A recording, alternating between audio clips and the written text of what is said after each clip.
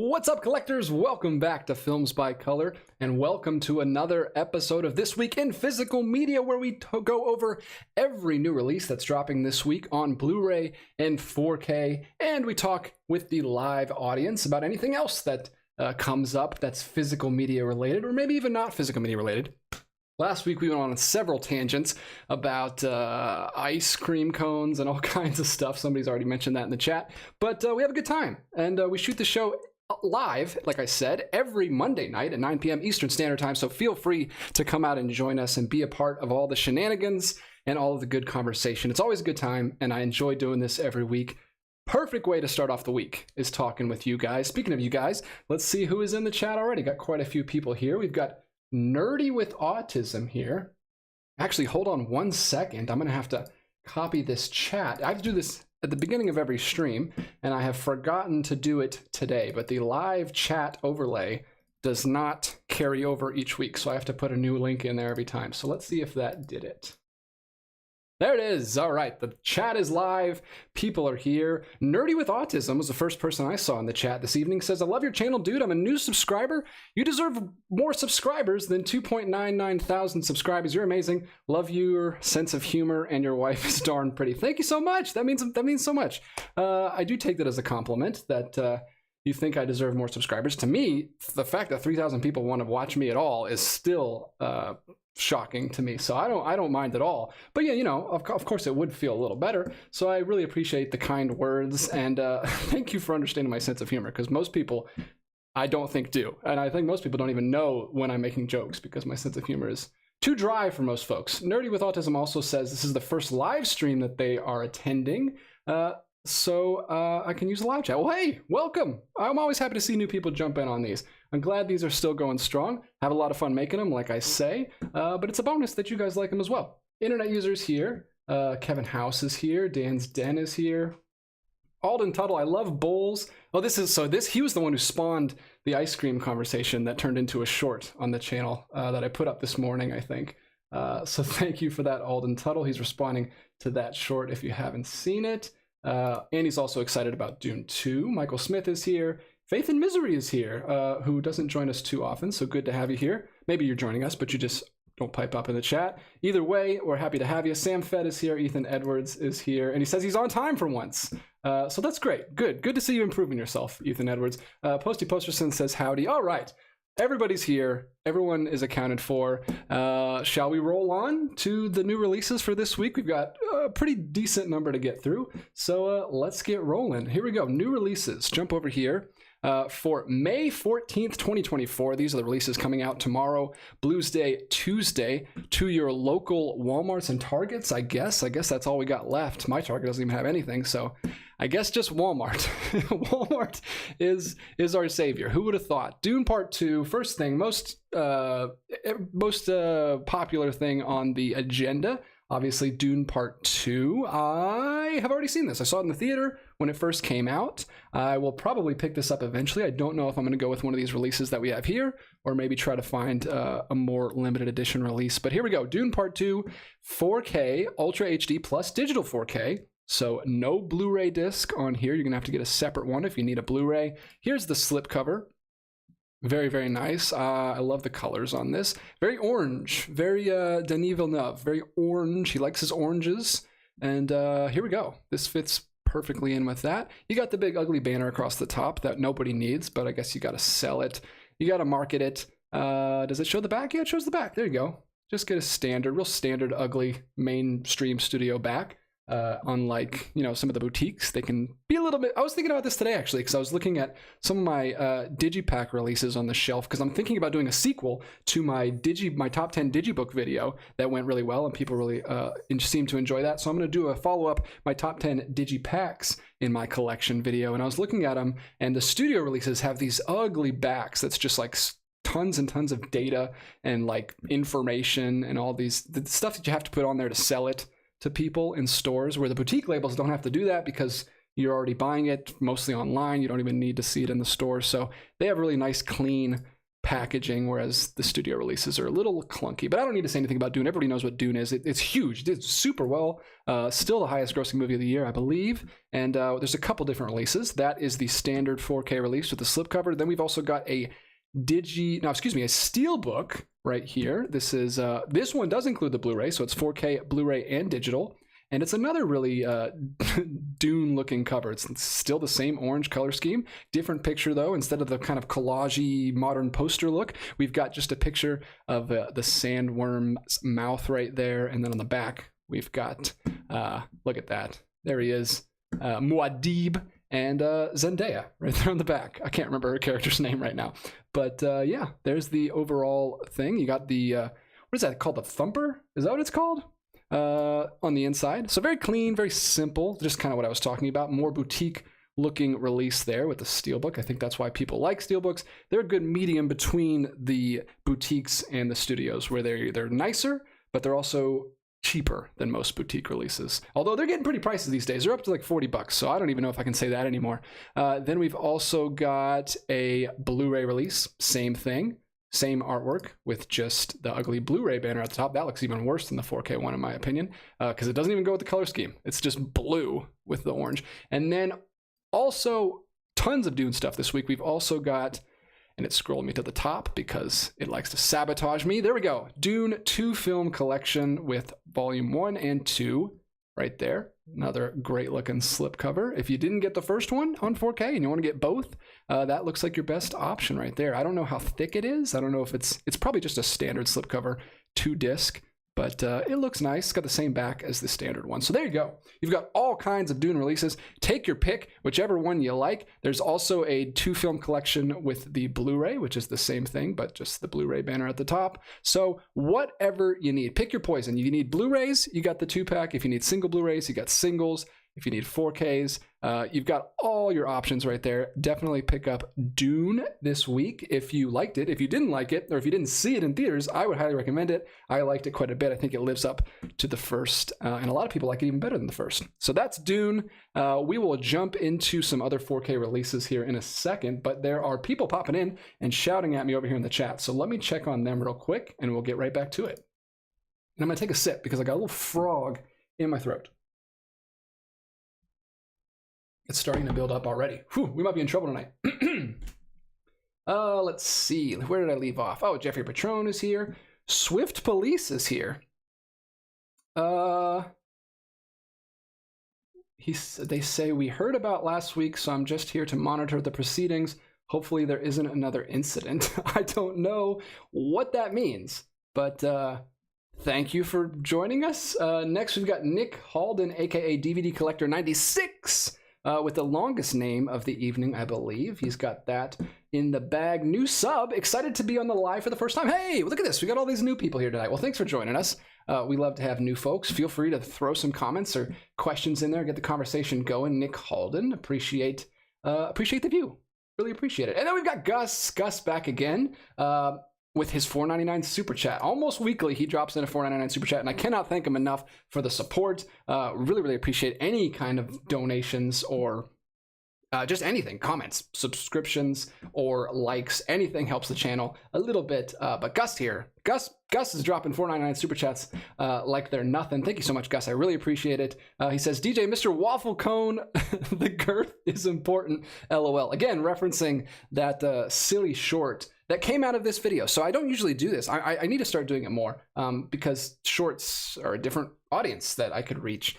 So I've seen other people do this, other YouTubers that live stream do this. They pull little snippets out of the live stream because some people don't want to watch an hour and a half live stream. They ain't got time for that. They got stuff to do. So I pulled out these little snippets. Now, unfortunately, none of them were really useful or important in any way. I pulled out just 3 silly tangents that we went on last week and just posted those, but people seem to enjoy them. The most comments was on the silly ice cream one, but yeah, I enjoyed that, and I'm glad you guys enjoyed it. I hope that nickname does not stick because I'm still on the fence about waffle cones. I don't know if I'm quite sold yet, but I've been dabbling.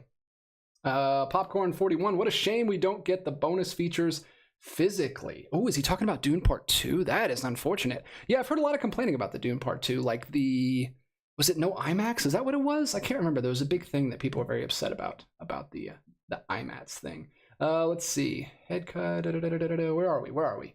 Posty Posterson. I'm going to wait to pick up Dune 2 to see if they do a Dune 1-2 combo like Paramount did with Top Gun and Top Gun Maverick. Well, you don't have to wait, Posty Posterson, because they're already releasing a combo pack, day and date with the standard release. It's coming out tomorrow, so check that out if you're interested. Maybe you're waiting for like a special edition. I'm sure they'll do special editions. I'm sure down the line we'll get like another Walmart exclusive Steelbook or something like that. They're always going to re-release this stuff. I'm hoping for a like WEET collection out of Korea, or like all those like super luxury labels that put these crazy detailed like $100 editions. I don't know if I'll ever pick that one up, but I would love to see it because those are beautiful. Nerdy with Autism. I think Deadpool and Wolverine will beat Dune Part 2 at the box office because I'm not interested in any of the Dune movies. Never read the books. I'm a movie watcher, not a reader. Okay, well, yeah, I'm sure there's a portion of the audience that feels that way. But yeah, I think there's a lot of people that watch the Dune movies that didn't see the book or haven't read the books, or at least the first book, because that's what it's based on. Let's see.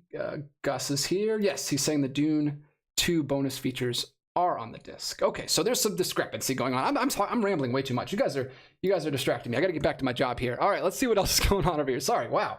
Whew. We are already 11 minutes in. I've only talked about one movie. Let's get back on track. People who are watching in their car on the way to work, not live, are like, what the heck is this? I signed up to hear about the new releases. All right, we've got Once Upon a Time in the West right here, limited edition 4K Ultra HD. This is a part of the Paramount's Presents line, which is a beautiful line, and I am very remiss that I don't own any of them yet. There's several of them that I want to own, specifically The Man Who Shot Liberty Valance I really wanted to get. I also really wanted to get The Jester. What is that Danny Kaye movie? I know we talked about this before, but there's a Danny Kaye comedy, a medieval like comedy where he plays a jester, and it looks like a lot of fun, and I really wanted to get it, and it's sold out, and now it's selling for like insane amount on eBay. There's only like one on there.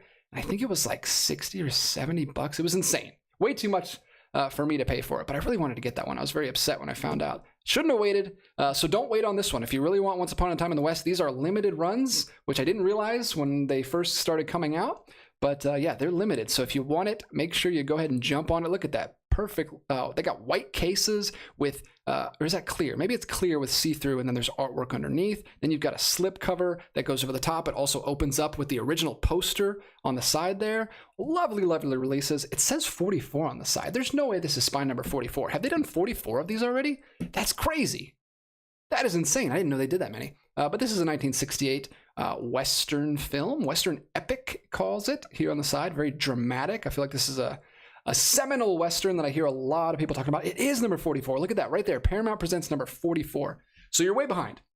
If you're like me and you still don't own any of these, we're both way behind. But beautiful release. This is kind of like Paramount presents. This is Paramount's like in-house boutique line pretty much. Kind of like Warner Archive for Warner Brothers, and now recently the Universal Essentials collection for Universal. But Paramount was first. Paramount Presents started this whole thing, and these include the 4K Blu-ray and digital. Very, very nice releases. Don't miss out like I did and jump on those if you're interested, because those are really nice releases.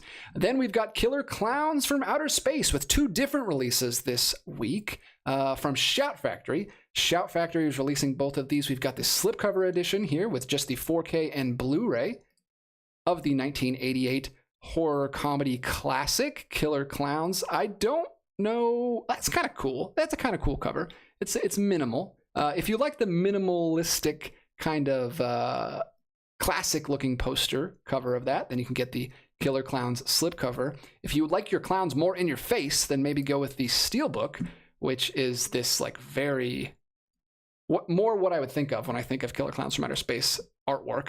There's the Steelbook for Killer Klowns from Outer Space, also from Shout Factory, 2-disc set, Blu-ray and 4K, and there's a much more gratuitous, clowny and violent cover art right there if you want the Steelbook, but you can pick your choice, whichever one you like. I've never seen this, but I am a big kind of circus carnival aesthetic film guy. I really, really like that whole vibe, but I'm not a huge horror guy. But this is a horror comedy, which I'm not really a huge horror comedy guy. So I don't know if this will be for me or not, but I am more interested than I ever have been in checking it out with this new Shout Factory release that's coming out this week. And then Criterion also releasing a big one. This is a huge one. This is one that has been on my watch list for a long, long time, way before I even got into Criterion, really. This was on my TCM DVR back in the day when I used to have Hulu TV. This is produced and directed by Michael Powell. This is a 1960 psychological thriller. And a little bit of a mystery, it says here, but I've heard lots about this movie. I wanted to see it for a long time, and now it's getting a Criterion release. Might have to go on my summer July 50% off sale list this year. But there you go, 4K and Blu-ray. It's a 4K edition as well from Criterion. They put out great 4K restorations. Look at this, Bluray.com giving it a 5 out of 5 for video quality and a 5 out of 5 for audio quality as well. So it's apparently a very nice release on top of being just a very good movie. So I can't wait to add that one to the shelves there behind me. But I will probably wait for a sale because I'm a cheapo. And then we've got a couple more things, but the chat is flying by and I'm getting way behind. So let me jump back over here and chat with you guys a little bit. Let's see. Holy smokes. Holy smokes. Where am I even going to start? Let's see. Okay. Oh, sorry, I totally missed that. So not only did I not read the name of this person, but it's called the Swifty Police, and they say that word was there was some Taylor slander last week, nothing major. Okay, so they're on me this week, so I'm not going to say anything that might get me in trouble. Thank you for clarifying that, because I'm so sorry I missed your name. Gus says, no popcorn. The features are in both the 4K and the Blu-ray disc. So thank you for clearing that up, Gus. But speaking of popcorn, if you did get that popcorn bucket from AMC, that was really, really cool. I was not going to pay $30 though, because they at my theater, they would only sell the popcorn bucket with the big worm thing and the cup at the same time, and both were $15 each. So I would have had to pay $30 just for a dang cup and a bucket. So I passed. But so today I'm rocking the Batman one. But man, I would have liked to have that cup, but I don't want to pay $30 for a cup. I don't even imagine what those are going on for eBay right now. Let's see. Dan's Den, Once Upon a Time in the West is a hell of a film. Internet user says, I watched Once Upon a Time in the West last week. I'll give it a solid 4.5 out of 5. So high praise for that. Court Jester. John says Court Jester, Chef's Kiss. So apparently it's a great movie that I missed out on because I dragged my feet too long on that one. Unfortunate. I love this. Nerdy with Autism. What is your favorite movie in your green collection back there? Whew. Oh, let me see. Favorite movie in the green collection. Oh, put me on the spot. African Queen is pretty good. I like the first Narnia movie. I have nostalgia for that one. Emperor's New Groove is a good Disney movie. Bambi's another classic Disney movie. Bug's Life is one of my favorite Pixar movies. Sing Street? Ooh, maybe Sing Street. It might be Sing Street. Win-Win. Also, if you haven't seen Win-Win, it is a Paul Giamatti movie where he plays a wrestling coach way back in the day. Not way back in the day, I guess like early 2000s that movie came out. Such a good movie. Check out Win-Win if you haven't seen it. Putting me on the spot. I'm going to go with... And it won't be a surprise to anyone because I've talked about this movie a ton, but I think it's on my top 100. Martin McDonagh film, Banshees of Inisherin, which is the last one all the way back there, right next to Marcel the Shell. So that's what I'm going with. Final answer. But I'm sure if I thought about it more, maybe I could hone in on a different one. But that's what I'm going with right now. Banshees is great. Check it out. Let's see what we got here. Holy cow. Okay, let me try to keep up here. Peeping Tom was a controversial film in its day, damaging the career of Michael Powell. Ooh. Well, those ones oftentimes come back around and become cult followings, or cult classics, and gain their own cult following. So I'm glad, I don't know, actually, because I haven't seen it. I was going to say I'm glad it's getting its due, but I don't know. I haven't seen it, so I don't know if it's problematic or not. Probably not. It probably just was at the time. There's a moth in here. You see that? There's a moth. I don't know if you can see that on camera or not. Anyway, let's get back to the things people are just kind of talk. Oh, hey, Ethan Edwards says, just watched Banshees around St. Paddy's Day and loved it. We did too. We rewatched it on St. Patrick's Day as well, and it's so good. I don't actually have it right now. It's not back there. I loaned it to a friend, and hopefully he brings it back soon. I see him in the audience. Bring it back soon, John. All right, where are we? We're on American Sniper. So American Sniper getting a 4K. I don't know if this is the first time it's on 4K. Maybe, possibly, probably is. But it's getting a Steelbook and a slipcover. We've got the Steelbook here with 4K and digital. Again, only 4K and digital. We're kind of getting away from that Blu-ray combo pack that we've had for so long. There's the back. Very clean back. You've just got the kind of grungy star. You've got Mr. Bradley Cooper there on the front. This was kind of like the beginning of his quest for an Oscar, it seems like. Did he get an Oscar for this? Or did he get? I think he got nominated. But he's been doing a lot of these since then with Star is Born and last year with Maestro. There's the inside. Just a shot of the film with him on the airplane. I haven't seen this film. I'm not the biggest like military movie guy. There's some that I like, but I just don't seek them out. But the ones I see, I usually like a lot. So this is Bradley Cooper, a Clint Eastwood film. See, I didn't even know that. That's how little I know about this film. I didn't even know it was directed by Clint Eastwood. So there we go. We've got the Steelbook version, and then we've also got, if you don't like Steelbooks, and there's a lot of us out there, we've got the slipcover edition with admittedly kind of a less interesting cover. She's just kind of him standing there. Actually, it's just like the same cover with like zoomed in on his face a little bit more. So if you were questioning who that was, it is indeed Bradley Cooper right there. Look at that luscious beard he's got there. What a good looking beard he has. And now this is correct me if I'm wrong. This is the film where he's like acting with a baby doll. I've seen that making the rounds on the internet. I'm sure that's been blown out of proportion. It's probably in like 2 seconds of one scene. But there we go. There's the back. Like I said, these ugly studio backs, it's just like half filled up with like, this is how you plug in your 4K player to your TV, morons. Not great. Hopefully, like, at least with the Steelbook, you can kind of pull that off as a J card. But with the slipcover, we're stuck with it. But hey, $23 on Amazon right now. $23. I didn't even mention that, but I'll try to put the links in the description after I finish recording this stream, so you guys can pick these up from there if you want. I did finally get my first person take me up on that. I don't know what happens, but I did. Something finally happened. I noticed on my account that one person bought something through my link. So thank you whoever that was. That means a lot to me. So I'll try to put those links down in the description so you can pick these up. But here we go. Let's see. Let's do one more on this row, and then we'll pop back to the chat because there's a lot of people here this evening, and I don't want to neglect the chat. This is called The Nun Story. This is from Warner Archive, which I mentioned earlier, which is kind of their pseudo boutique line from Warner Brothers, and they put out great stuff. And really, they're simplified. They're kind of bare bones releases, but really their strength is in just how many things they put out. I'm getting a notification that my phone is about to die, so let me plug that in real quick. Sorry about that, how unprofessional of me. There we go. We're good to go. All right, this is an Audrey Hepburn film. Audrey, not Aubrey, that's Plaza. We're talking Hepburn. Audrey Hepburn in Fred Zinnemann's production of The Nun Story. Another nun movie. Lots of great nun movies. We got Black Narcissus. We got Sound of Music, which I just watched this month for Musical May. Rewatched. I had already seen it, but it's really good. Lots of good nun movies. Maybe there's a top 10 someone could do. Top 10 nun movies. Check it out. Hopefully this one makes the list. I haven't seen it. It is from 1959. It's 150 minutes, so a very hefty drama. But yeah, Warner Archive puts out tons of stuff. They've got a huge catalog of stuff you can pick out. And it's great that they're putting out these Blu-ray copies of these somewhat obscure films. Maybe not at the time, but at least now a lot of people don't go back to these. So very happy to see Warner Archive continuing to put out great releases of these films. Like I said, not familiar with this specific one, The Nun Story.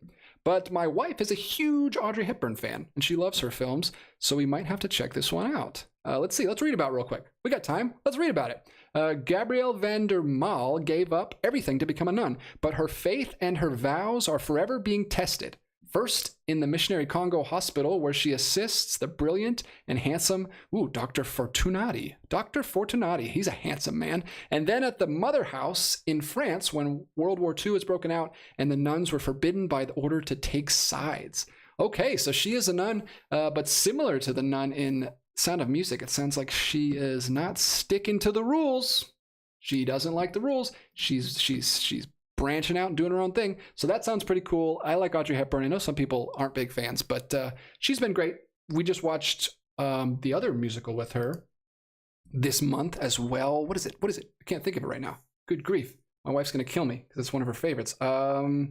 Something about a lady. It's not coming to me. What the heck is that movie called? Anyway, we just watched it, and it's wonderful. And it's right up there in the pink section. My Fair Lady. That's what it is. My Fair Lady, folks. We got there eventually. Thank you for hanging in there. Great movie. Another great one. Another 3-hour epic musical that takes a bit of time, but it's worth it, I think. Posty Posters and American Sniper is very skippable. And I'm a huge Clint Eastwood fan. Wow, he says he's a huge Clint Eastwood apologist, and he doesn't even like American Sniper. So that's some that's some slander right there. John hasn't seen American Sniper since the theater. Eli and I decided at the last minute to see it and had to sit on the front row. I think it was good, but a literal pain in the neck. Oh, sorry, man. Hopefully you get a chance to see that soon without the injuries. American Sniper was a box office phenomenon, says Dan's Den. Yeah, I've heard great things about that. I didn't realize it was kind of polarizing. Maybe it's not. Maybe just my chat is. Internet user says, speaking of Hepburn, I really want Charade to get a 4K. Her and Cary Grant are excellent. Charade is a film that I have twice back there for some reason. Actually, I know the reason. It's because it's a green one, which we just talked about a little bit ago. And then it's also over there in the Criterion section, because Criterion also put out Charade. But maybe that will be, I don't know if that will or not. There's a chance that Criterion could eventually put out a 4K of that. But right now they just have the Blu-ray, and it's probably great. They put out great Blu-rays as well. Here we go. We're back and forth. Dell on Movies says not a fan of American Sniper. So very mixed.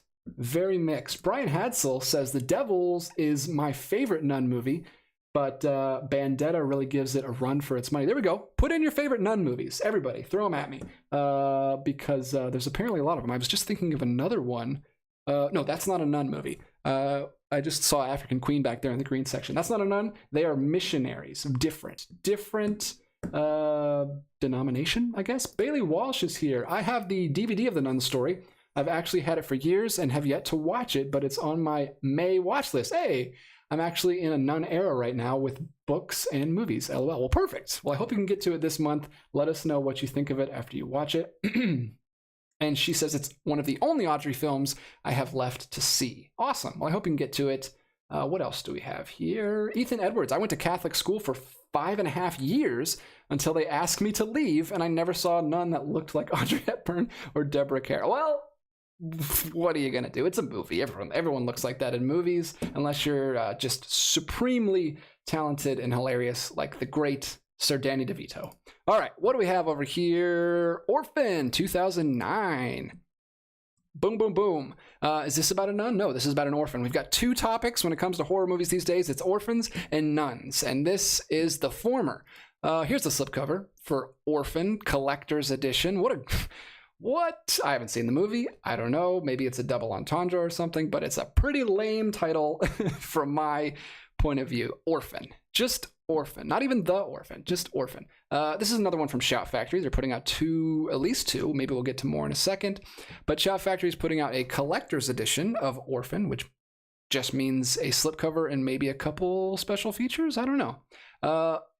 Not great reviews here on Bluray.com, but I don't remember. I think I've heard some about this movie, but it's all the way back from 2009. So not exactly a classic horror film, but I mean, we're getting there. What is that? That's almost 20 years ago now, which is crazy. But there you go. That is getting a release. I wonder if there's an alternate version of that. Probably not. Just looks like the slipcover edition. So no Steelbook on that one, but a probably pretty good transfer from Shout Factory. And then we've got another Warner Archive collection right here. This is from 1956, so two 50s movies from Warner Archive this week. Another long one, 237 minutes. And this is called Friendly Persuasion. Interesting, starring Gary Cooper. William Wyler film. It will pleasure you in 100 ways. What a weird tagline, but there you go. It's apparently a Western war drama, but it's going to pleasure you in a myriad of ways. I don't really want to hear how, but look at that. We've got an ad smack in the middle of the description. What horrible UI, Bluray.com. This is terrible. So I can't even read the synopsis because you've planted some sort of ad right there in the middle of it. But anyway, that's only $22 right now on Amazon. If you're a fan of Friendly Persuasion and you want to check it out, go read the synopsis somewhere else, because Bluray.com is not letting me read it because they're shameless money grabbers. I love you, Bluray.com. Don't ban me, because this is the only way I can do the show. Next up, we've got Vitagraph Comedies getting a Blu-ray kind of box set release here. I don't think it actually is a box set, but it's several short films from Kino Lorber. Kino Lorber putting out great stuff, always getting mentioned on this show. And this is a collection of comedies. Look at this. What's the Vitagraph? Is it Vitagraph? Vitagraph? I'm not familiar with the Vitagraph. I'm familiar with the Cinematograph, which was invented by the Lumiere brothers, but I'm not familiar with this device. I don't know what time period we're talking here, probably the 10s. This is a 3-disc collection featuring Larry Seaman? Larry Seaman? I'm going to go with Seaman. Edith Story, John Bunny, Frank Daniels, Mr. and Mrs. Sidney Drew, which I'm assuming are these handsome-looking gentleman and lady down here at the bottom. And this creepy-looking guy who's got his eyebrows painted on, very similar to Groucho Marx with the mustache. Been watching several of the Marx Brothers films this month, really enjoying those. But look at this. This is tons of films here from 1907 to 1922. So 2 decades of film here. You got 565 minutes of cinematic gold, I'm assuming, I'm hoping, for only $26.98 on Amazon right now. Very, very cheap, very affordable. No synopsis is available, but I'm assuming these are just classic silent comedies, shorts. I'm assuming they're shorts. Maybe they're full-length, feature lengths, but I'm assuming shorts, and I will continue to assume until told otherwise. But that's a really cool release. I love those kind of unusual collections that these boutique labels are putting out. We saw one a couple weeks ago also from Kino Lorber, which was like lost films that had been found, more silent stuff. I'm a huge fan of silent cinema, so I may be looking more into that. And I'm going to have to do some research on YouTube to figure out what the Vitagraph was. But let's do a couple more here. We've got Dracula 2000. Wow. There's no better way, no faster way to date your movie than to actually put the year in the title. What are you doing? At least do like Sherlock Holmes in the 22nd century and put it like way ahead when everyone's going to be dead. Dracula 2000. Wow. I'm probably besmirching a classic here. People probably love this. It's a Wes Craven Presents movie, so maybe I shouldn't say. I'm going to have the Wes Craven police here next week. But this is the most seductive evil of all time, has now been unleashed in hours. In hours. Am I reading this right? The most seductive evil of all time has now been unleashed in hours. In our what? In hours evil? Seductive evil of all time has been now released in hours. I think I'm an idiot because I don't know what that even means. I'm losing it. All right, so that is from 2000. Big surprise. It's only 99 minutes. It's a romance film.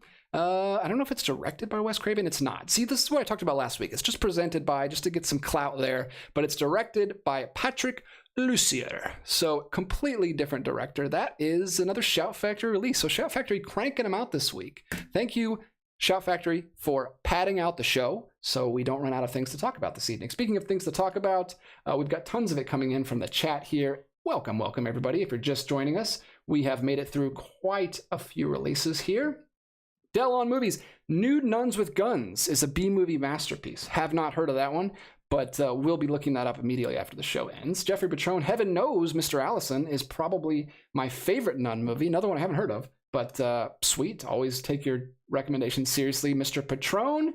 Dan's Den, Orphan, a fun time. It's got a sequel, kind of a classic now. I know, man. 2009 is already producing classic films. We're all getting old. We're all getting very old. I'm already in my 4th decade? Am I in my 4th decade? Yeah, it's crazy. Crazy talk. John Malahai, Sister Act all the way. Big Sister Act fan is John. People really are listening to me and dropping in their favorite nun movies. Kevin House, 1944's The Seventh Cross is my favorite Fred Zinnerman film. It will restore your faith in humanity if it needs restoring, of course. Well, I think we all need that a little bit. Every now and then we can use a little bit of restoring. But that's cool. Thanks for sharing, Kevin House. Sorry your comment got deleted. Kevin House left a comment saying his comment got deleted on one of my videos. If that happens to you, I promise it wasn't me. I don't ever delete comments. I've never had to delete a comment in the past. Talk to YouTube. I don't know. For some reason, YouTube does that. I don't know if other people are flagging it and YouTube is just deleting it without reviewing it. I don't know what's going on, but yeah, it's not me. I've never even looked into how to delete comments because I don't care. You write whatever you want. Insult me if you want to. It's good for the it's good for the channel. Nerdy with Autism. Do you edit your live streams, DJ? No, I do not, which I think is very apparent by my sputtering and rambling. Let's see. Dan's Den, Friendly Persuasion, a best nomination featuring Anthony Perkins as Cooper's son. 2 weeks in a row, or was it 3 weeks? 2 weeks ago, we also had an Anthony Perkins movie pop up, so he's getting a lot of new releases for his films coming out. So that's cool. I'm a big Anthony Perkins fan. What else? Oh, interesting. Kevin House says Vitagraph was actually a studio back in the day. Okay, cool. So I'm not completely misremembering an entire device. What else do we have here? Dan Sten says 1998 to 2000 was the era of putting 2000 in the title. Godzilla 2000, Blues Brothers 2000, etc. That's true. That's true. Why? I guess because it was a big millennia change. You gotta acknowledge it at some point. Internet user says we should get every actor who played Dracula and see who gets sucked first. I don't know what that means, but I guess it's like a Hunger Games situation where the Draculas are all fighting each other. That'd be cool. Speaking of, there is a Christopher Lee documentary coming out soon. I forgot to respond to him. Someone reached out to me, the director of the film, reached out to me on Instagram and said, "Would you promote my not Christopher Reeve? Did I say Christopher Reeve? That's not what I meant. Christopher Lee, who played Dracula many times, and he's doing a documentary about it's called The Life and Deaths of Christopher Lee, and it's coming out very soon, and he's got a very cool boutique-looking box set on Kickstarter that's in a coffin box. It's very, very cool. I'm going to try to do a short or a post or something about it in the future because he asked me to shout it out, and it looks like a cool release, so stay tuned for that release coming out soon. We'll definitely talk about it on this show. We talk about everything on here. And Dan Sten says, don't worry, Wes Craven had nothing to do with Dracula 2000 aside from slapping his name on it. It's bad. Okay, good. Then I don't feel bad about kind of lightheartedly making fun of it a little bit. All right, what do we have here? We've got a Blu-ray release of Peeping Tom as well. We already talked about it. It's getting a 4K and Blu-ray from Criterion. And then we'll get into some more Kino Lorber here with some sexy slipcover releases. Look at this. Going back to the 50s again. That seems to be the theme for this week. Just kick something under my desk. 1951's Submarine Command. What a great title. What a descriptive. I'll give it that. It's descriptive. It's not very enticing. Submarine Command is the title of the film, starring William Holden, Nancy Olson, William Bendix, 2 Williams. You got double the dose of Williams there. And then Dawn Taylor with a nice little slipcover from Kino Lorber. It's just another war drama. We got 50s war dramas, top to bottom here this evening. Hope you're in the mood for them. And that is coming out tomorrow from Kino Lorber. Also at the same time coming out with included slipcover, another 50s film. They just keep coming. Thunder in the East, getting a Blu-ray release. If you've heard of this is, look at this. I love the covers. I love the covers they put out. When they put out these kind of classic, I'm a sucker for classic posters. And I like that Kino Lorber sticks with this. Look at this. All kinds of people in this. Alan Ladd, Deborah Kerr, Charles Boyer, and I shouldn't have started reading these. Why did I think I could make it through these without a bunch of mispronounced words? But here we go. Directed by Charles Vidor and starring all those people that I just butchered. And it is another war drama. So Kino Lorber definitely on theme this week, putting out 50s war dramas all the way around. And there you go, another one. These are both $17.50 for the Blu-rays on Amazon.com right now. So if you're in the mood for some 50s war dramas, go over to Amazon and use my links. That should potentially be in the description if I eventually remember to do that.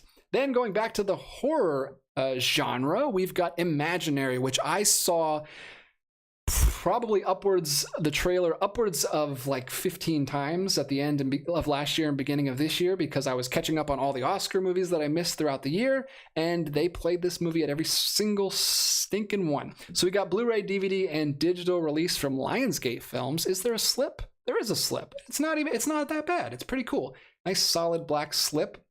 No big ugly banner at the top. This is from Blumhouse, which seem to be the only 2 studios putting out horror films these days are Blumhouse and A24. Also, A24, the only studio that is getting people in the theaters, apparently, because I see an A24 trailer or 2 or 3 every single time I go to the theater.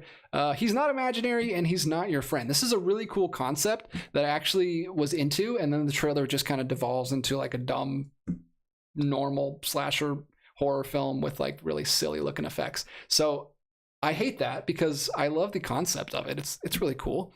I love the concept of if A24 got a hold of this or like some other studio, I think it could have been a lot better. But there you go. You got Imaginary. The girl's got an imaginary friend, which is actually, instead of something different and interesting, just a demon, like it always is. It's always some kind of demon. And then it's getting too close to the girl, and then it's teaching her bad things, and then she's like cutting herself and stuff. It gets really weird. But and then it turns into a CGI googly man and like comes at you at the end of the trailer. But anyway, I like the concept. I don't know if the film's good. Maybe it's better than the trailer. I haven't seen it, but I haven't heard much about it, so I don't know. That's Imaginary. And then we've got one other. Look at this. I missed it. I covered so many Dune releases and I didn't even cover all of them. There's another Dune 4K release here, another Dune Steelbook. So we got the nice orange one for Dune Part 2, and then for Dune Part 1, we've got this one right here. The scene where they're just kind of jogging down, just going for a jog down the sand for Dune Part 1. Not the best looking Steelbook in my opinion, but it's fine. It's cool. If you want to get a Steelbook to match your 4K Part 2, there's the 4K Part 1. You got many options, like I said earlier, to pick up Dune this week, and we will get to a couple more Steelbooks in just a minute here. We've got 2 more coming up, some Walmart exclusive Steelbooks, more of those hitting your Walmart shelves this week, so stay tuned for that. What are people saying in the chat, though? More people talking about Vitagraph, about being an early studio. Thank you guys for chiming in there.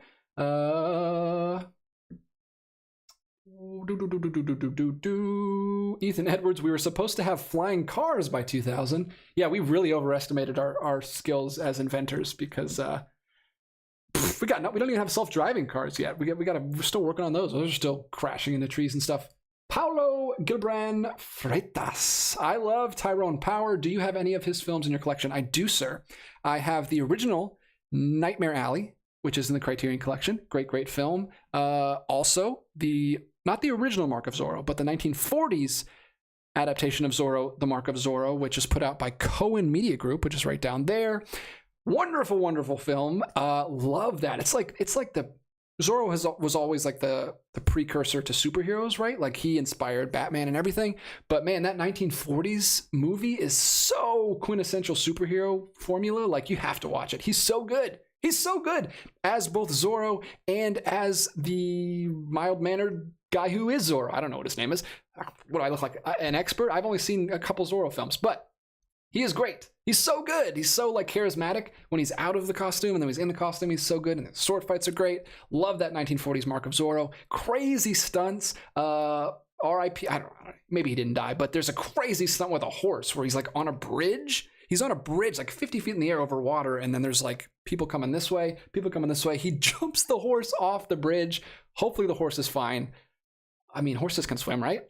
We would never do that today, obviously, and I don't condone it, but it was crazy. I was not expecting it, that's for sure. Jeffrey Patron. Christopher Lee's Like a Fountain of Curiosity, a documentary on him, is bound to be a delight. I'm intrigued. Well, check it out, man. Let me know what you think. Connor just popped in. You're forgiven for being late, but no worries. You're a busy guy. Jeffrey Patron also says John Farrow and Charles Vitter. Now that's a combo from Kino. Jeffrey Patron knows his stuff. He is a speaking of fountains, he's a fountain of knowledge of all that classic 50s and 40s and 30s cinema. So if he's recommending it, I will definitely add it to the watch list. What else do we got here? Dan, thank you for this because I'm actually curious. Imaginary, heard nothing but not bad things. It's a Jeff Wadlow joint. Good reason to be hesitant. Man, you put so many negatives in that sentence. I don't even know what your position is, but I'm guessing you said it's not good. Brian Hatzel, Deborah Kerr, I'm probably saying that wrong, is actually pronounced, that's what the comment is about, is actually pronounced like car. They had a funny little bit on how to pronounce it in Sleepless in Seattle. Oh, I've seen that film. That was one that my wife showed me way back in the day when we first started dating, and she had to catch me up on rom-coms because I had seen none up to that point. So cool. So Deborah Carr. I'll remember that hopefully. Jeffrey Patron, speaking of all these Kino Lorber releases, picked up a Kino video VHS release of a Lon Chaney movie from 1922 called Shadows recently. Awesome. And speaking of Lon Chaney movies, I will definitely get... So Jeffrey Patron sent me a film from my Amazon wishlist, which you can get from my channel page if you do want to donate anything to the channel. Jeffrey, I have not forgotten about He Who Gets Slapped. I will watch it. Right when you sent it to me, we started this whole Musical May thing, and I've been watching musical films. So as soon as Musical May is over, I promise I will watch that and let you know what I think of it. Thank you again so much for sending that to me. Faith, OMG, I love Deborah Carr. I think she's my favorite actress of that era, next to Jennifer Jones and Eleanor Parker. Oh, sweet. So a lot of people digging on Deborah Carr. Well, maybe you should pick up that release. Holy smokes. Popcorn41 gives us a $15 super chat. Thank you so much. Really appreciate all the support. This is a lot. I know I don't put out that many videos, but for my schedule, it's actually hard to get out videos. So thank you so much. Any little bit helps. I will make sure I send that money off to eBay to pick up a very cool release so that I can show you something cool and make a cool video out of it. So thank you so much, Popcorn41. They say, thank you, sir, for putting in the work on these videos every week. Just a reminder to check the sales at your local Barnes & Noble. Just got a couple indicator box sets for $20 each. Whoa! Well, first of all, my Barnes & Noble does not stock indicator. So I got to find out where you're buying your Barnes & Noble stuff, because that's awesome. I would love to buy indicator from my Barnes & Noble. But my Barnes & Nobles kind of suck these days. They just have like a tiny little section of Criterion and then just a couple Arrow releases, but that's awesome. I'll have to go check them out. Maybe look up some further away Barnes & Nobles in the area and see if they have any. But thanks so much. I feel bad that you didn't have a question, so I could answer a question for your $15. But like I said, I'll try to send it to a good cause. Posty Posterson, what percentage of movies you watch are on discs compared to streaming? I would say 90%.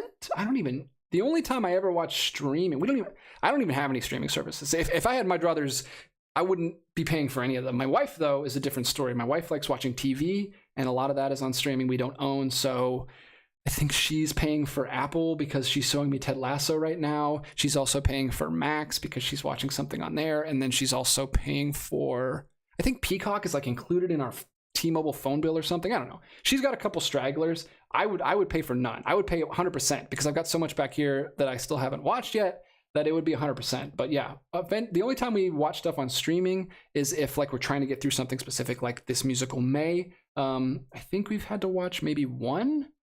I think it was Chicago. I think we had to rent Chicago because we didn't have a physical release of that. But yeah, mostly physical. I try to watch physical whenever I can. With the kids, I always watch physical. I like to make it a whole event like it was when I was a kid. I like to bring the kids in here. Every Friday night, we get frozen pizza. We bring the kids in here, and I let them pick something off the shelf, or I pick something off the shelf, and then we go and put it in the player, and then we watch it. I don't like using streaming services for them. Unless it's like, we have Amazon Prime because for the shipping anyway, so I'll put on like a PBS Kids show or something for them, like every once in a while. But yeah, we don't do a lot of TV in this house. Oh, what else do we have here? Good question, by the way. Thank you, Posty. Kyle Hartman, good evening, DJ. Got Dune 4K, Killer Klowns 4K, Steelbook, Sweeney Todd 4K, American Sniper 4K, and Obi-Wan 4K. Now I'm broke until my next paycheck. Well, welcome to the life of collectors. We live paycheck to paycheck and Tuesday to Tuesday. Swifty Police, so far so good. Nothing to report to Miss Taylor. I'm doing my best. I mean, I usually get it out all during the day to my wife, who's a huge Taylor Swift fan. So I'll save it for then. I won't do it on the stream, but it actually was pretty funny. I should bring this up. This is an anecdote because we just watched the amazing film Tales of Hoffman. If you haven't seen Tales of Hoffman, go buy the Criterion on Amazon right now and watch it because it's awesome. So we were watching Tales of Hoffman, and we're like analyzing it as we go because it's a very like allegorical film. It's like almost, it's like this guy telling his history of, it's like his relationship history of his life up to this point, and he's telling it through like these fables and fairy tales. And my wife, who's the biggest Taylor Swift fan in the world, she's like analyzing this as we're going down, and she's like, so basically he is this, and like each of his, it's like 3 women. He's been with 3 women before this. All the relationships ended terribly, and we're like, I'm not going to go through all of it, but each woman is kind of a different reason that the relationship failed, and he's literally at the performance of the woman he's in love with, who's a ballet dancer, but instead of watching the ballet, he's downstairs in the bar, like talking to all these people, being a storyteller, making this big deal about how he was wronged and all these women in his life and how he's been mistreated and it's all their fault. And he's focused so much on his past and his breakups that he's not even pursuing the woman that and I won't spoil what happens at the end, but it's pretty obvious. And like he's so focused on his breakups, and Grace was like, she had like this epiphany when she like broke it down for me, and I was like, so she's Taylor Swift, pretty much.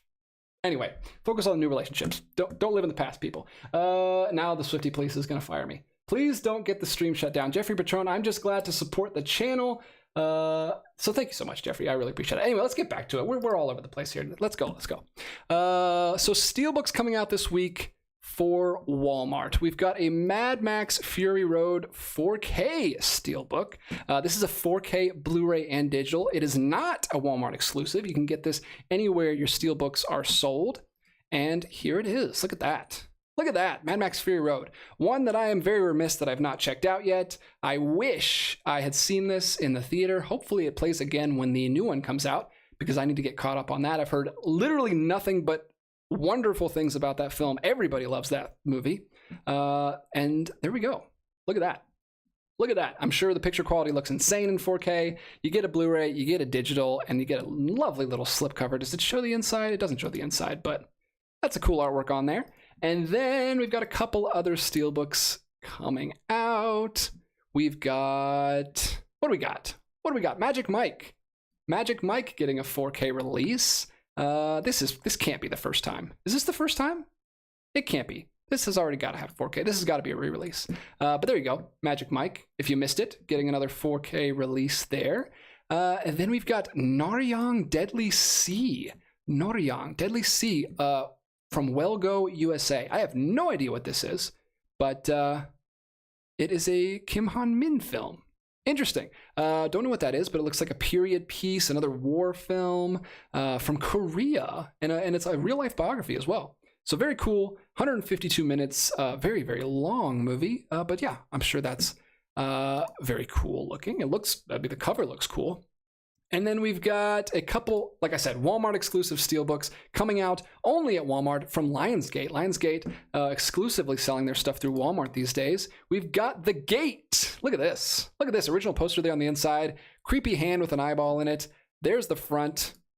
You've got The Gate right there. Love the original artwork on there. I don't know what this is, but this looks like an 80s movie. Yes, 1987 supernatural fantasy horror film. Looks actually pretty cool. Very cool. And it's about some kids. Is this a family film? PG-13. PG-13. So maybe around like Jaws-ish or Goonies kind of level. Let me know, because I might have to check this out. It looks pretty cool. Like kind of like a Jumanji thing, but with horror stuff. Very interesting. The cover grabbed me right away. But speaking of covers that grabbed me right away, look at this other Walmart exclusive Steelbook that we're getting this week. The Lair of the White Worm. What a title. What a title on that one. Lair of the White Worm. We've got this kind of woman in a snake charming. Look at this. She's a snake. I like this imagery. Her shadow is a snake. She's coming out of a snake charming basket. We've got Jesus over here chilling on the cross. And we've got a woman who's very angry at him. Gives kind of hissing at him with some fangs. What the heck is this movie about? Another surreal horror film. This is cool. They put out kind of a theme this week with their Walmart exclusive. Scottish archaeologist Angus Flint, what a great name, Angus Flint, discovers an odd skull amid the ruins of a convent and learns of the legend of the Dampton worm, a huge dragon snake. Ooh, I like dragons. As people begin disappearing and acting strangely, it appears that an ancient cult is attempting to resurrect the worm. What a great synopsis. Look at that cover. That's actually really cool. I don't know anything about that, but 2 80s horror films, supernatural horror films coming out from Lionsgate and found only at your local Walmart stores. Good stuff. Good stuff. What a way to end it. Let me see. I think we got a couple more here. We're doing good on time. Let me rattle off a couple more here, and then we will talk about some other things that people want to bring up in the chat. We got some re-releases for 12 Strong, another military movie starring the always mediocre Chris Hemsworth. Ladies and gentlemen, there he is. And then we've got something else getting a re-release, Gravity. Gravity, what a great movie that I have only seen once and have never felt the need to watch again. But it was great. It was a great theater experience.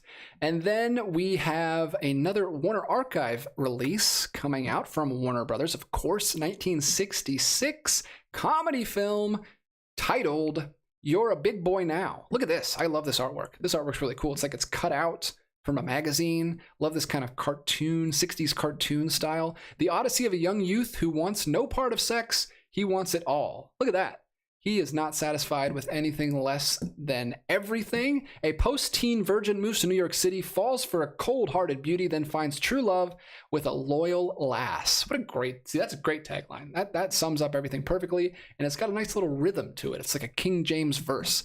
You're a big boy now, getting a Blu-ray release from Warner Brothers. I don't know who was asking for that, but I'm sure there's a lot of people that are thankful for that. $22 Blu-ray release. Perfect. We don't talk about comedies enough on here, so I'm glad that's getting a release. And then one more thing here I saw here at the bottom.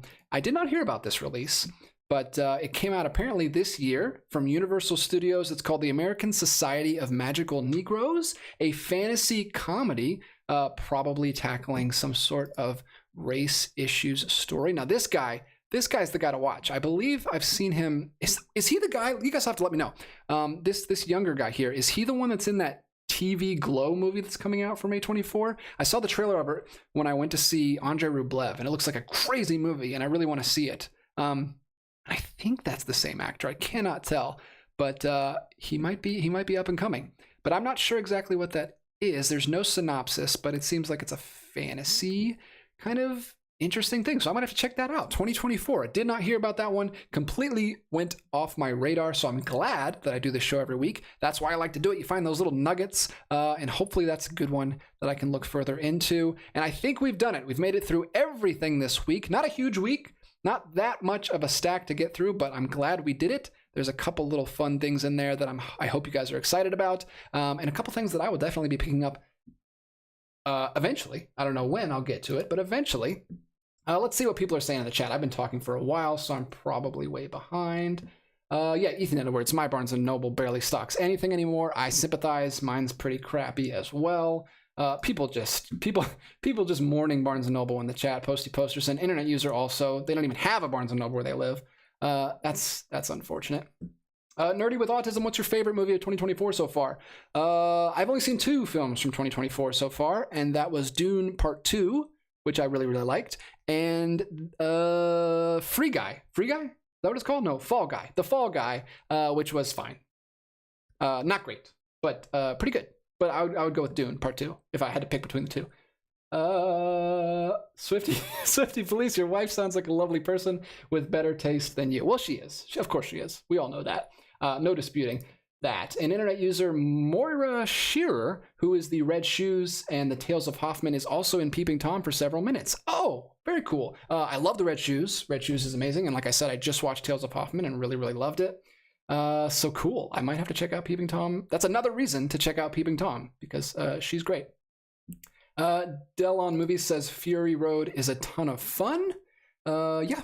It sounds like it is, and I can't wait to be in on the fun, because I totally missed that one at the time. That was before I was watching any Oscar movies, so completely went right past me. Dan's Den, The Gate, starring a young Steven. Can I read? No, I can't. Stephen Dwarf.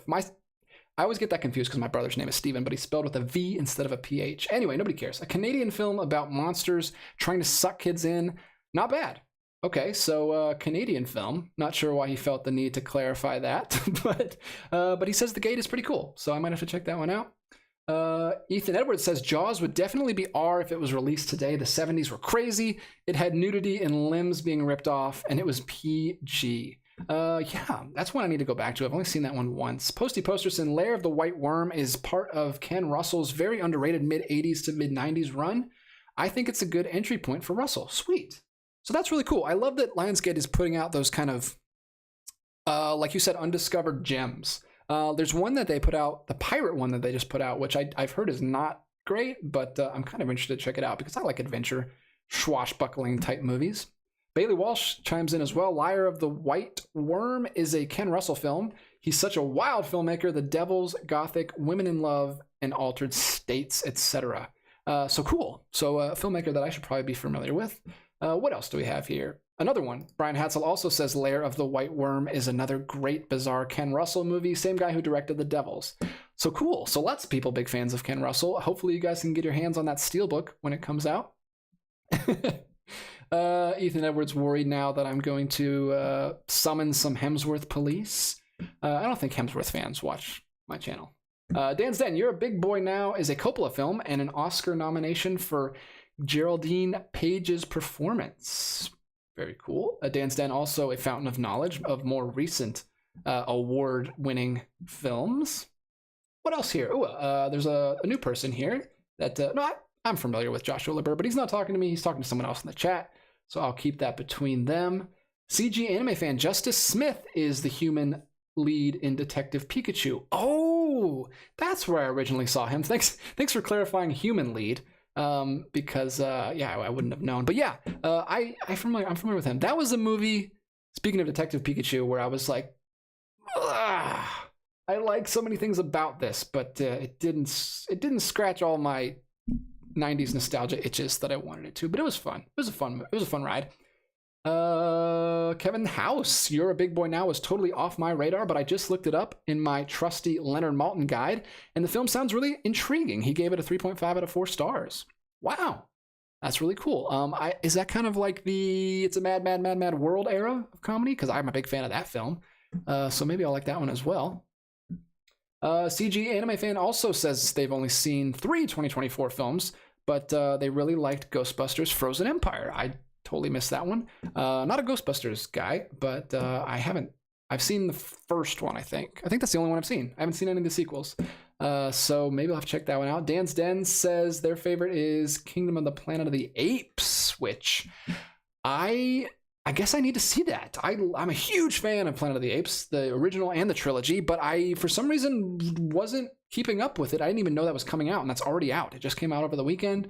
I need to finally see that. I guess I've not been really yearning for a Planet of the Apes film. I love War so much. War was such a good ending to that trilogy that I haven't needed anymore. But if I hear it's good, I'm definitely going to go check it out. Joshua LeBure, my favorites of 2024 so far are Perfect Days and Challengers. Yes, I really wanted to see Perfect Days when it came out. Challengers is probably what I should have seen. Like we had a choice when we were out of town last week to see a film, and we went with The Fall Guy. We probably should have went with Challengers. I've heard good things about that one. Nerdy with Autism says, I'm a big boy now. Sounds interesting for a film. I'll have to check it out. But on streaming, if I like it, I will buy it on physical. Interesting. I don't know if that's available on streaming, because Warner Archive usually gets stuff that's kind of under the radar. But maybe you can find it on there, or at least rent. Maybe rent it first.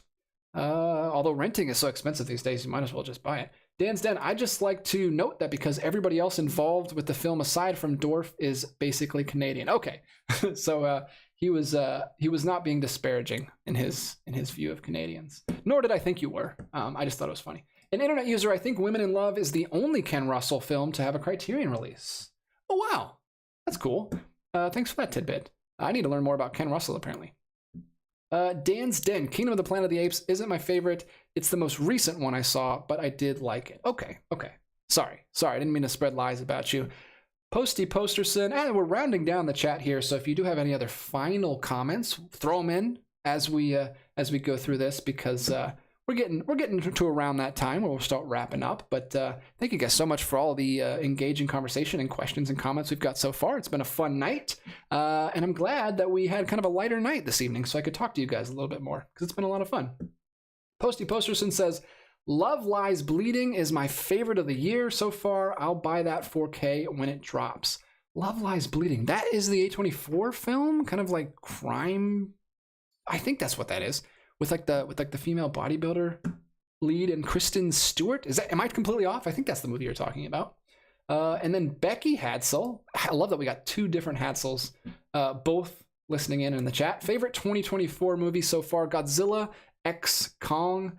I'm a huge Godzilla fan. I've heard good things about that one. I've heard both sides. I think I've heard that's good though. I am so far behind on the monster saga, whatever they're calling that. I saw the first 2014 Godzilla, and then I saw Skull Island.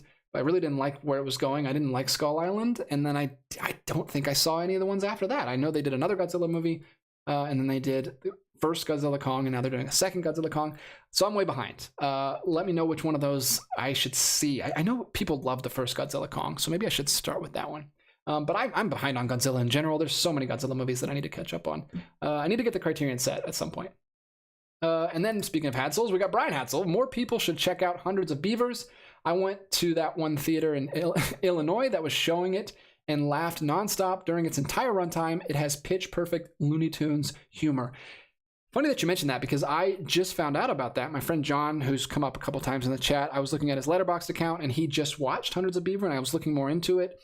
Apparently, it's getting rave reviews, and I saw that it was playing at the Plaza Theater downtown, which I'm assuming is where he saw it.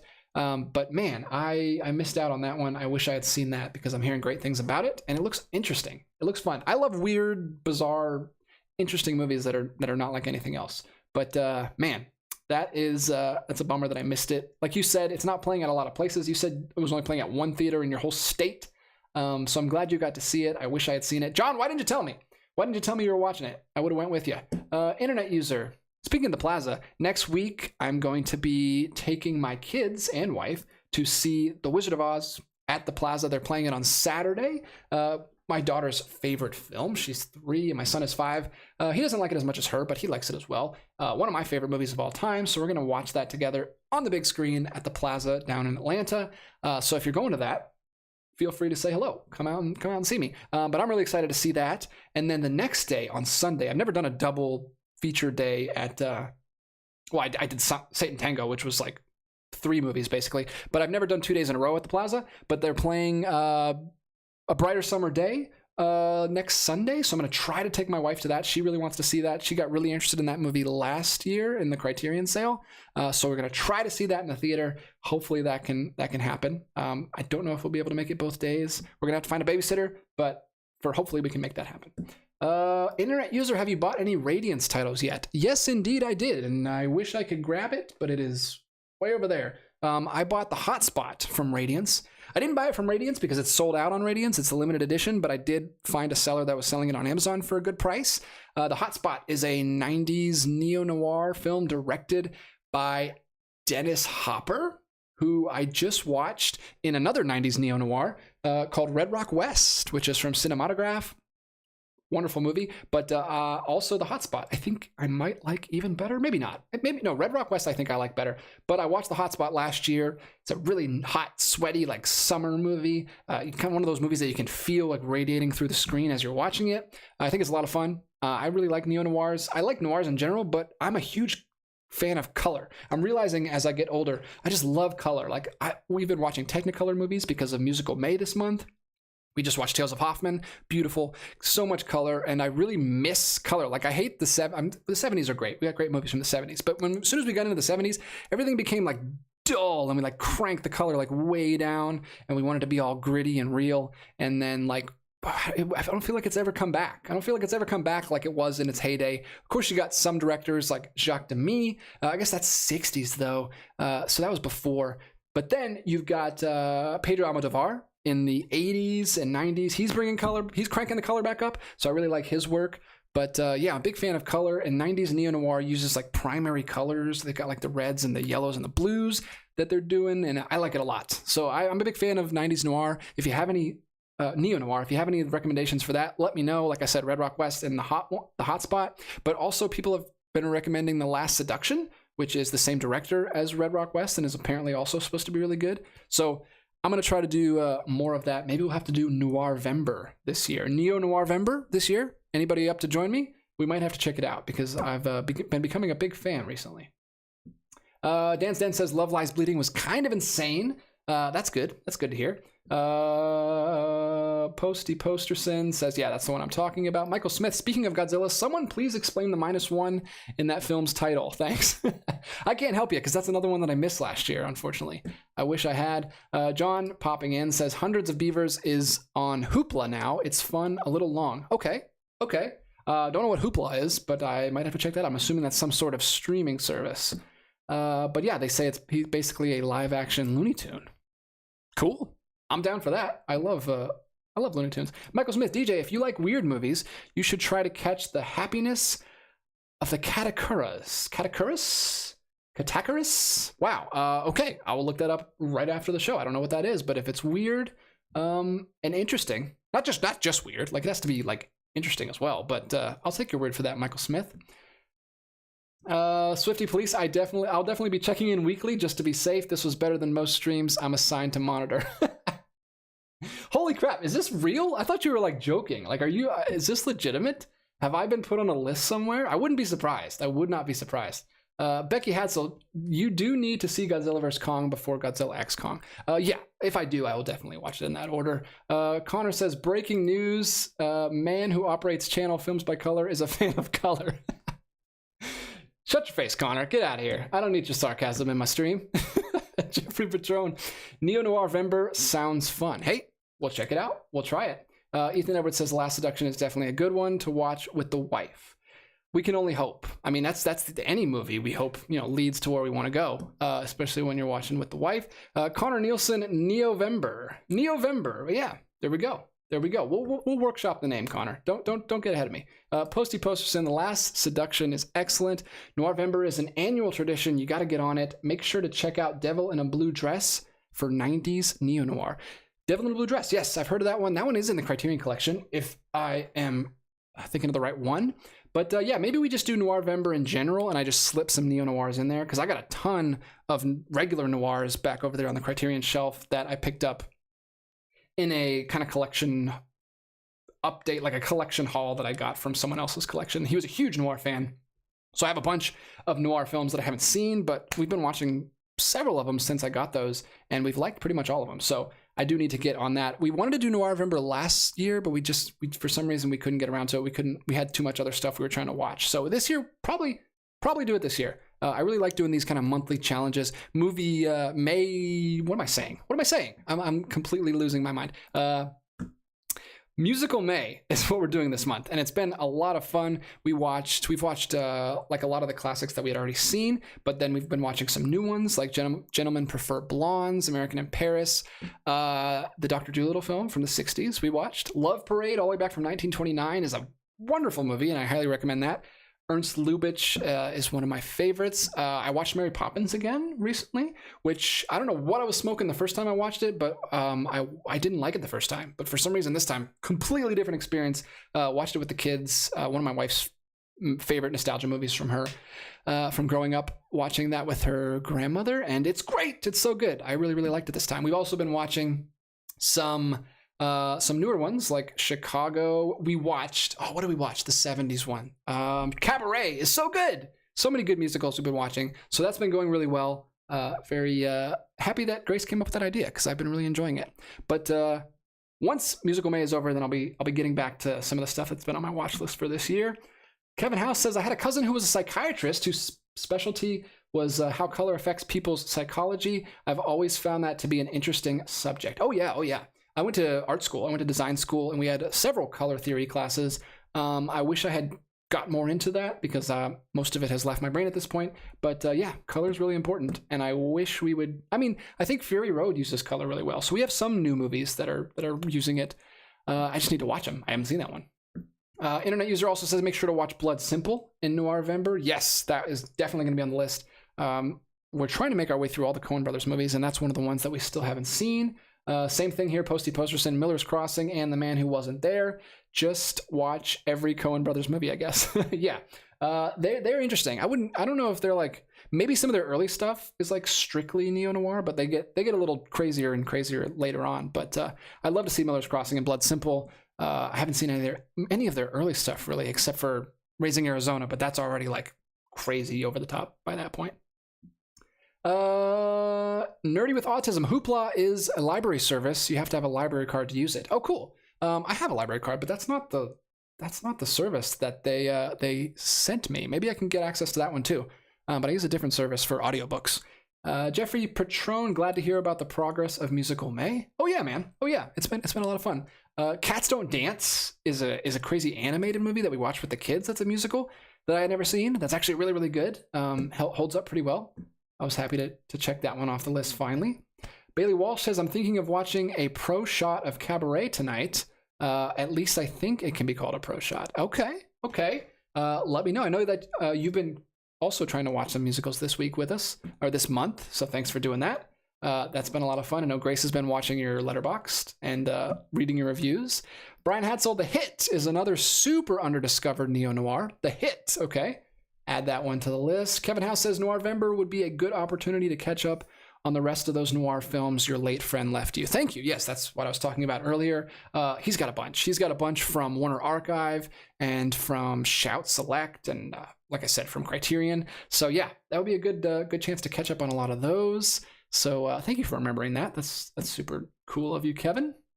And then Jeffrey Patron also says Out of Sight from 1998 would be a fun neo-noir edition. Okay. So many good ones. I'm sure there are just too many to count. I'll have to keep up with those, though. This is the problem, is like I'm in the middle of a stream, so I can't write anything down. So I'm going to have to go back and like listen to this again and write down some of your recommendations, because I do want to keep up with some of those. Ethan Edwards says, have you watched any Astaire Rogers movies this month? Not yet. I know you mentioned Swing Time in the comments. I really wanted to pick up Swing Time, but I don't have access to it. Maybe we can rent it. I guess we could always just rent it. But no, I need to, because like you mentioned, I think it was you who mentioned in the comments, I didn't have any Astaire on my top 10, and that's because I haven't really seen any, which is unfortunate, but I need to remedy that and catch up on some of his films. He does a lot of, obviously he's done a lot of musicals, but there's just so much to get to, and there's only so many days in a month, and there's only so many days in the month that we can actually watch something. Like Mondays I'm doing this, Thursdays I do another live stream on a different channel. Most days I can't really watch movies, so we can only get a couple nights a week, but we're trying to make through as much progress as we can. And then Michael Smith says Body Heat is a must for Noir November. Whew, thank you guys so much for all the recommendations. We have been chatting for about an hour and 15 minutes, so we can start winding it down. But really fun stream tonight. Thank you guys so much. I feel like I've learned so much in this stream. Very informative for me personally. Like I said, big things coming out this week. Once Upon a Time in the West and Dune Part 2. And then if you're a Shout Factory fan, you got to get all those releases from them. Probably the most interesting thing I found this week was that collection of silent comedies from Kino Lorber, and then the 2 80s supernatural horror films getting Steelbooks from Lionsgate and Walmart. Those are actually really cool as well. So a very cool week. I see a lot of cool things coming out this week. Be sure to let me know in the comments what you guys are picking up this week, if you're getting any of these, and I would love to hear more about these releases. I'm pulling back on my pickups lately. I know I haven't done like a collection update in a while. Haven't had a lot of extra spending money, so I've been keeping it pretty low key, but I am picking up some stuff. I've been buying some musicals on eBay that we're watching this week, this month. So I am going to maybe do a collection update at some point. Like I said, I am thinking about doing a top 10 digipacks in my collection video, kind of a follow up to my top 10 digibooks. So if you're interested in that, that should be coming soon. I was actually gathering them all up here. I have them here right on my desk, so once I get 10 together and some honorable mentions, I can record that. I like doing those videos because that doesn't take a lot of preparation. It takes some preparation, but it's not like discussing the movies or anything like a Criterion Corner. It's just kind of talking about some cool releases that I have. So those are nice videos to kind of slide in or slot in when I get some extra time. So I hope you guys enjoy that. The Digibook one was kind of a success, so I want to keep talking about those. Some people don't care about packaging. They just want to talk about the movies, but some people do. So I'll go ahead and do that. Let's see. Jeffrey Patron says, "Good news, DJ." Well, don't keep me in suspense. What's good news? What's the good news? Did I say something that was good news? Maybe I did.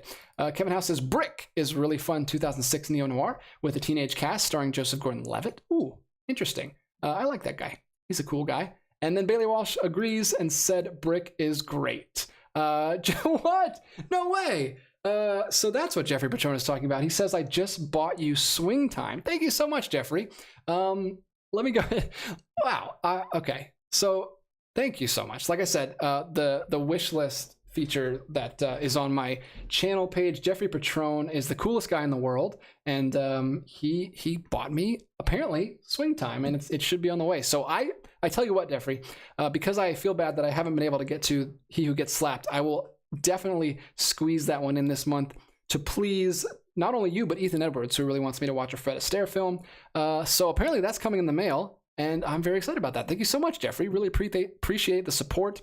That's very specific support because I can actually watch it and talk about it on the channel. So that's awesome. Kevin House says, "Swing Time is my favorite Astaire Rogers film." Oh man, I'm so excited. Thank you, Jeffrey. I was not expecting that, but yes, I will add that to the watch list for sure. Grace wants to check out that one as well. That was on her, I think, wish list for the last Criterion 50% off sale, but we just couldn't find a store that had it. But she's wanted that one for a while. Love the cover art on that one. I've seen it in the past before, but we just didn't see it this last time. So thank you so much, Jeffrey. Really, really appreciate the support, as well as the 2 Popcorn41, and Gus from earlier in the show who gave us super chats.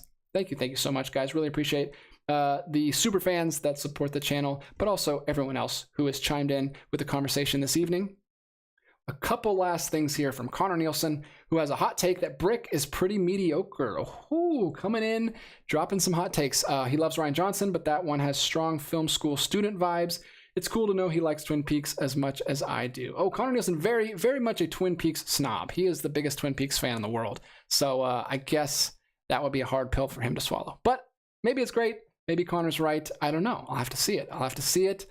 In Neo-Noir-vember. Ethan Edwards says Swing Time is also one of George Stevens' best films.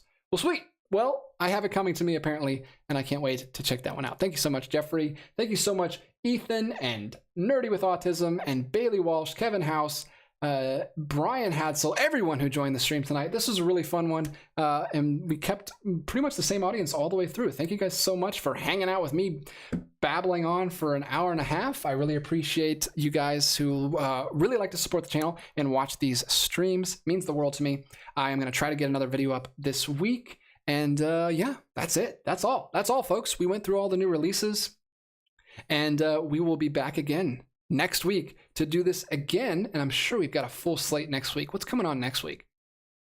Oh yeah, lots of stuff here. Oh, the Crimson Peak 4K is coming out. Untouchables is getting a re-release on 4K. Lots of good stuff. Lots of stuff. A little bit more of a full week, so we'll talk about that. And you'll hear me complain that I just bought the Crimson Peak Blu-ray and then the 4K got re-released. Hate it when that happens. Seems it always happens. But thank you, Gus. Gus says, we love you, DJ. Thank you so much, Gus. I love you as well. In a very, just a mutual way that a subscriber can love his channel creator and a creator can love the subscriber with no romantic feelings whatsoever. Just supportive love that is totally okay and not inappropriate at all. Anyway, let's go ahead and wrap this one up because I'm going off the rails. Thank you so much, everyone, for tuning in. And I should have ended this about 15 minutes ago. But anyway, we're going to do it now. So see you guys in the comments, and I'll see you guys next week for more of this silliness. Anyway, love you guys. And until next time, keep collecting, and we'll be back with another video real soon.